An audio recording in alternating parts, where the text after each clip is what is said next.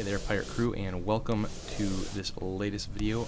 Today we are going to be talking about how to paint the awesome orange skin tones that I painted for my crystal brush entry in 2019. What we're going to do here is we're going to thin down some red oxide from Chimera. Any red oxide will do. We just kind of want to do a very light layer or heavy glaze, kind of depending on your preferences here. We're really making sure that we just kind of spread it all over the whole surface that we're wanting to add this color to. A little bit of pooling is okay, but we don't want it to pool too much, of course, just because it can kind of create a little bit of splotchiness as we go.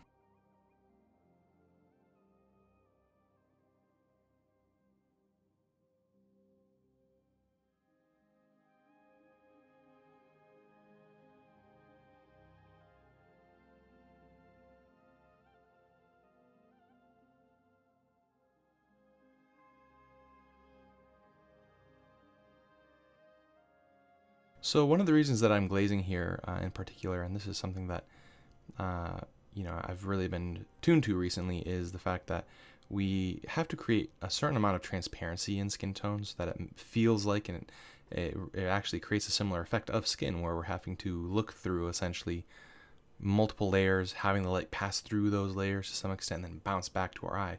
It makes things feel much more skin-like.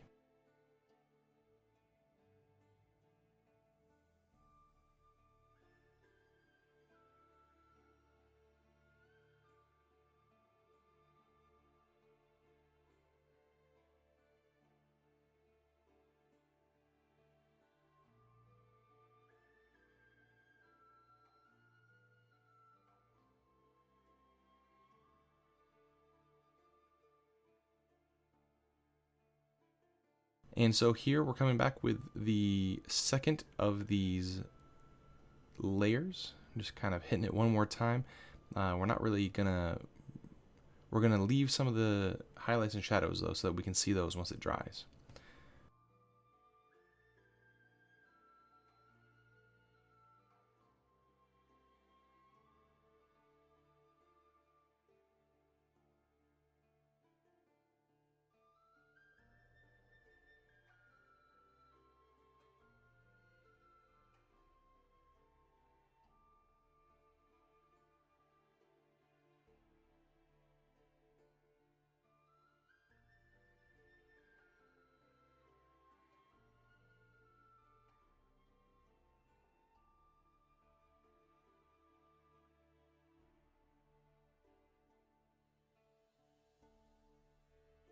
And so now we are mixing some of that red oxide with pyrrole orange. There's not really an exact consistency. I would say, maybe 1-to-1 would be the closest, but the pigment densities and such can vary.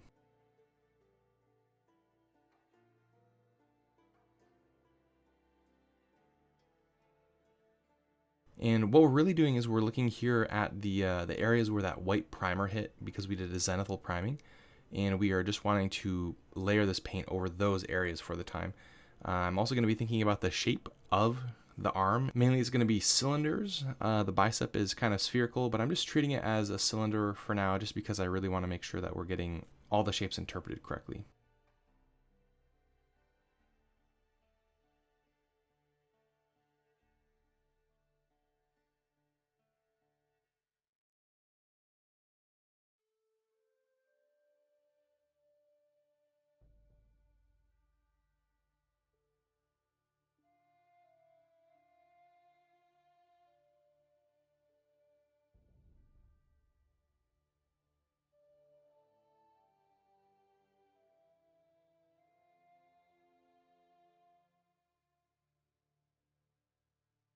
Here we are adding just a little bit of Darylite yellow and a little bit more of that pyrrole orange into that red oxide mix.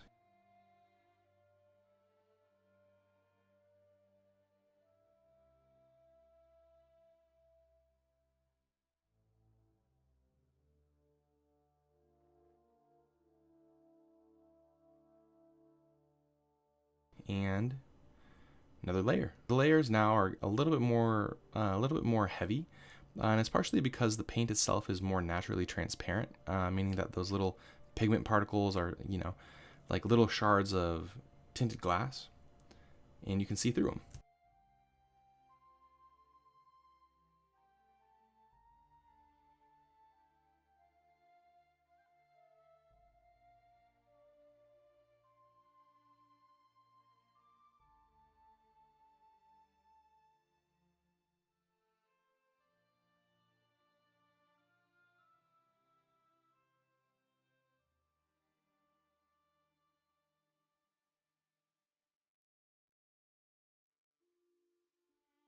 More pyrrole orange, more derylide yellow, and more layering.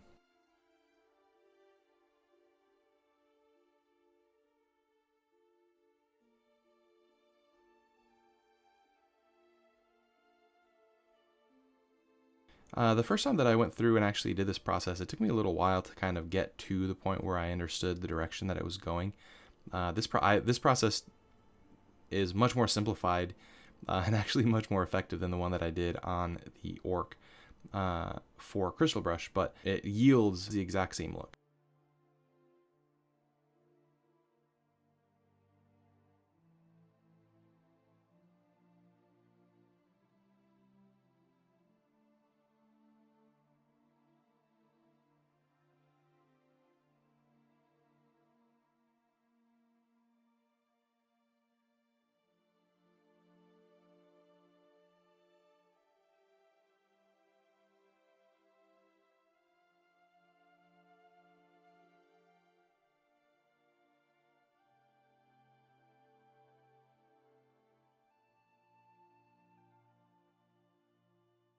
More derylide yellow here.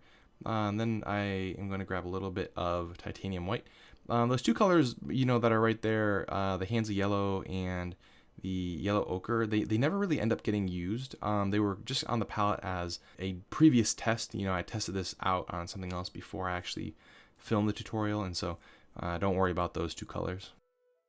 And now we're getting a little bit more specific about where I'm placing these highlights. We've been focusing mainly on these large shapes, and now we are going to focus on the smaller shapes.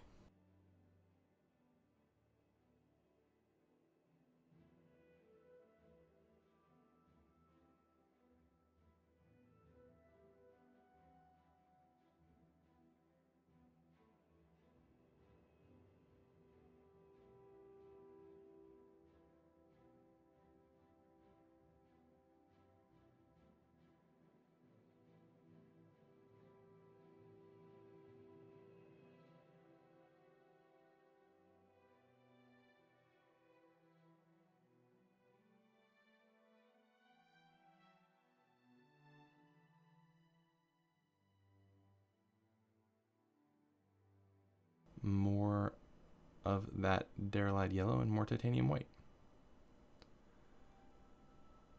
And so when I say derylide yellow, really what it's referring to is it's a relatively warm yellow compared to its counterpart, which is Hansa yellow, which is relatively cool. The Hansa yellow, the cool yellow, is still the brightest yellow, but one is closer to blue and one is closer to red. And so that's kind of why one is warmer than the other. When they're looked at together, the warm yellow feels very much like an orange, but like if you put that warm yellow next to like oranges and reds, it feels and looks very yellow. A little bit of color theory there for you.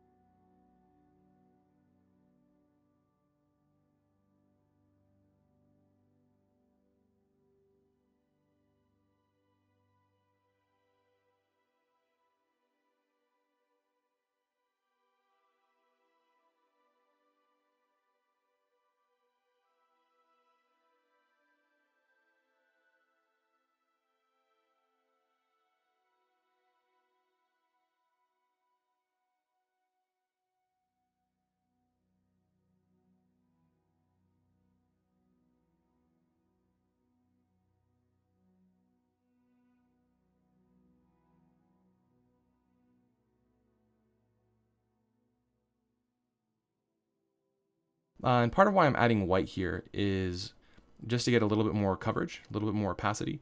And so that's something too that we're kind of using for our contrast, right? The amount of transparency in the paint is actually a form of contrast in itself, right? So if we have midtones that are semi-transparent, we have highlights that are opaque, and then we have shadows that are very, very transparent. That's another form of contrast on top of a value contrast and color contrast and composition, all the different kinds of contrast that you can get into. This is just one more of those things that you can add to your repertoire. As I continue to go up and up here, we are going to continue to make the area that we're placing these colors in much smaller and much smaller every single time. And that's, in my opinion, that's the beauty of layering, is it just goes faster and faster.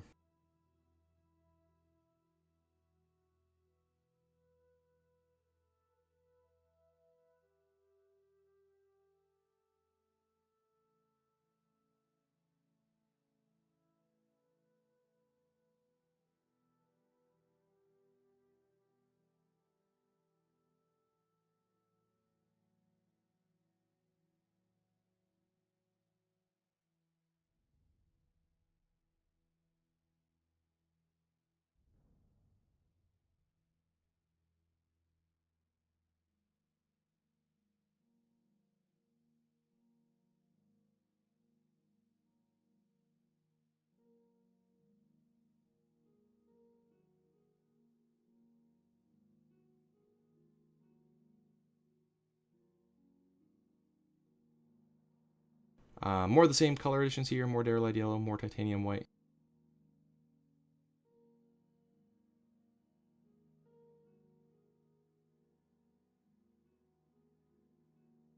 And you can see here it is a bit more intense on my thumb. I always test it out on my thumb.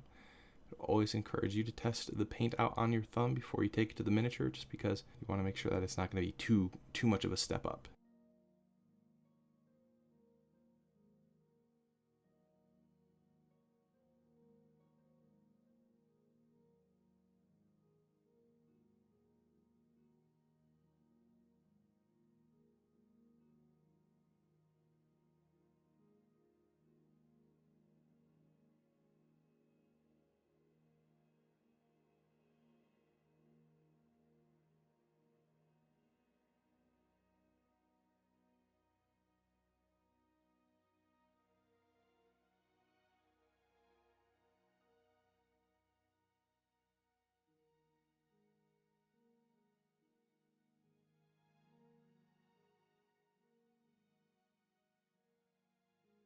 More of the same here, even brighter, as you can tell.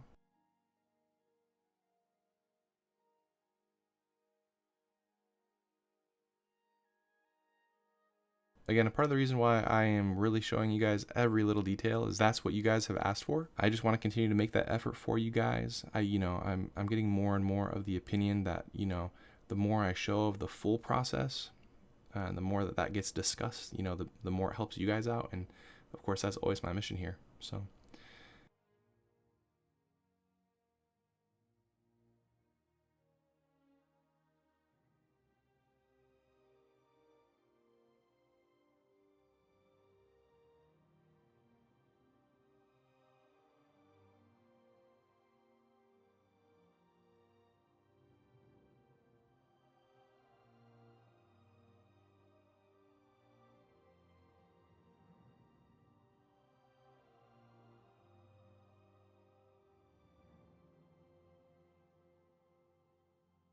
That last highlight was the final highlight, and what we've done now is we have thinned down some Pyrrole Orange to a glaze consistency, and we are going to glaze over pretty much the entire arm here a few times. I think I glazed over the arm twice, just to kind of shift the color a little bit more towards that orange color that we're looking for with the skin tone.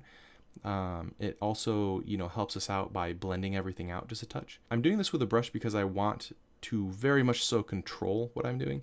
Instead of the airbrush, just because the airbrush is a little bit more difficult to control entirely, and it can make the surface too matte.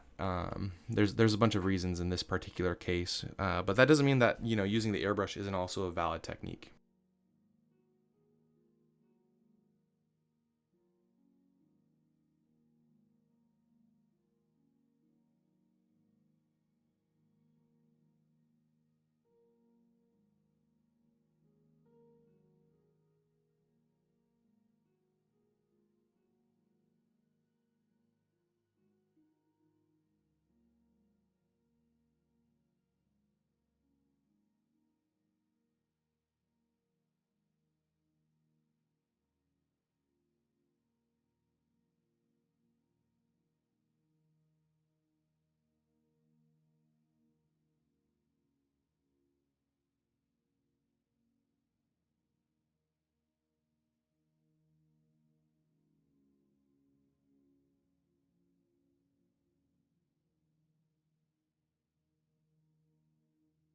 Here I have taken a little bit of that red oxide and I've added just a touch of black into it, just to kind of make it a little bit darker and to desaturate it.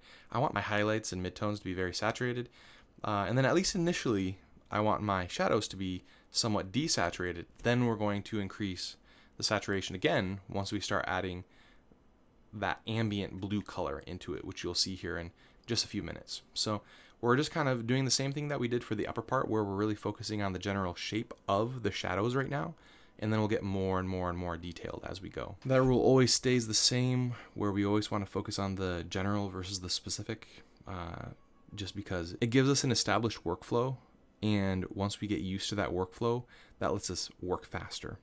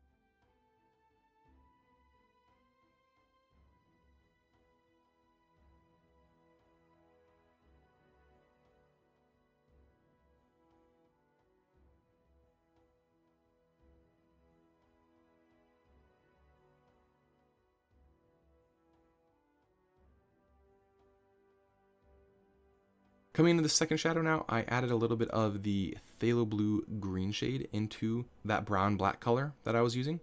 And, you know, as you can tell, I'm already starting to get just a little bit more specific with the shadows. And yeah, we're just going to attack it. You can also tell, you know, there's those bracelets there. I'm just kind of ignoring those. If you also notice there in between, in one little cut, I added some bone color to the skull. And that's just to really kind of understand what's what and what's where. It can mess with, you know, your ability to understand the composition if there's just too many things that are not tinted or colored, and some things aren't quite as important if they're not quite as big, like those bracelets, to do that with. And you can tell there as well, you know, I'm getting a little bit under the bicep, not too much. I don't want to go too crazy with it, because otherwise it can make the muscle shape feel inconsistent. It can make it feel like it's, you know, curving into his other muscles too much. There's also an appropriate amount to do it. So the other thing that I'm doing here with this thin down phthalo blue and brown and black mixture is I am just kind of going very lightly over the areas that have any kind of veins. I'm just very lightly picking those out, and when it gets transparent enough and you have the yellows and oranges, it shifts the color just a little bit green, and it just kind of gives it a little bit of that complementary feeling, which makes it feel like there are veins running through. You can do the same with, you know, a normal human skin tone by adding something that's relatively complementary.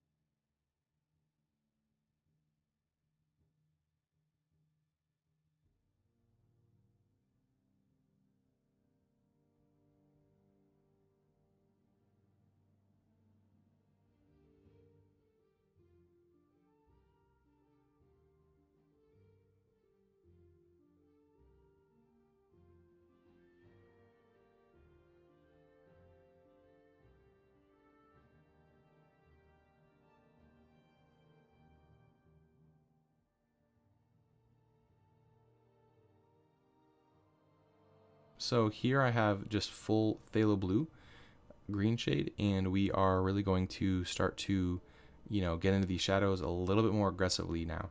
This is where we really make it intense. And part of the reason for this specific model, why I chose this color of blue, is I really wanted to explore the concept of ambient color light.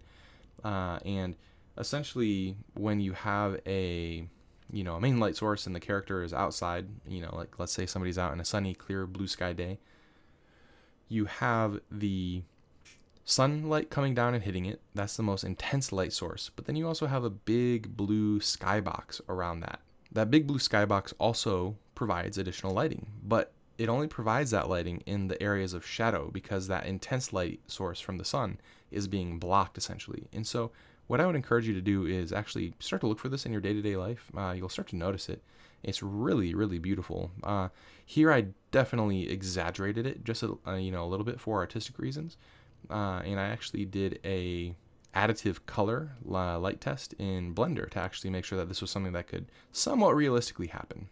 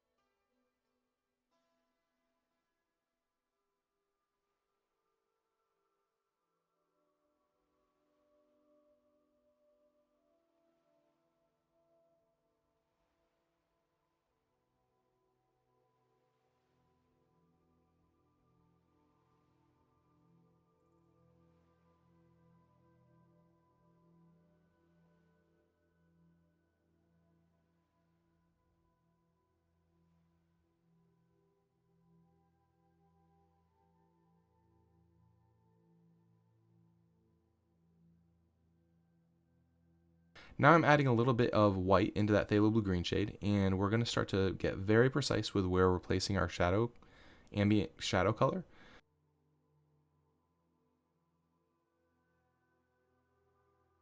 And you can see it's a little bit more intense, but it really makes the orange pop, and it really makes the blue pop, and it's definitely a bit of a balance, a bit of a balancing act. And so there are some areas where I'm kind of attacking it in more of a generalistic way. And there's some areas that are a little bit of a mix of the orange and kind of darker shadow color or blue color, where I'm being a little bit more specific. And you can definitely mix those two ideas of general and specific all at the same time. So it's not like you have to be super rigid about it. Something else that you'll pick up and notice on too is the darker the skin tone is, the more receptive it tends to be to this kind of ambient color to the skin tone. Keep your eye out for it.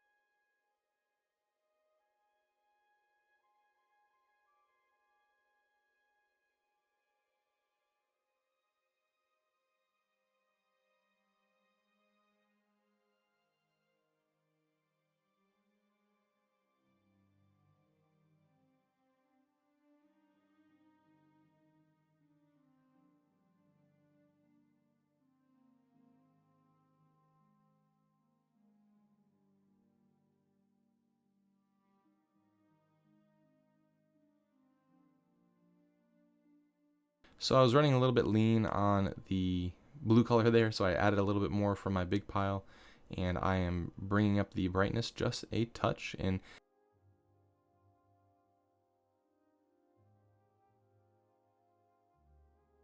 now I'm going to start to get much more specific. You can see there's those two muscles on that bottom part of the forearm. I'm going to really get in there very tightly and start to pick out all of this stuff.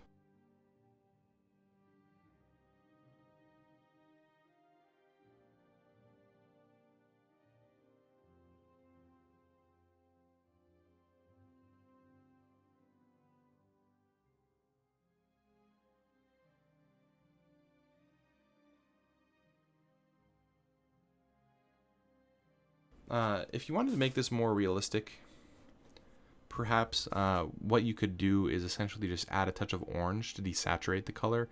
That usually would yield something that's a little bit more naturalistic. The more desaturated colors tend to be, the more realistic they tend to be. But I'm really going for high fantasy here. I really don't care too much about super realism. You know, an orc is a fantastical creature to begin with, and you know there's a variety of how much they can be grounded in reality in their skin tones and so on and so forth. But with this one, I was very much so inspired by Blizzard and World of Warcraft, and you know, that idea of having a very intensely colored orc. So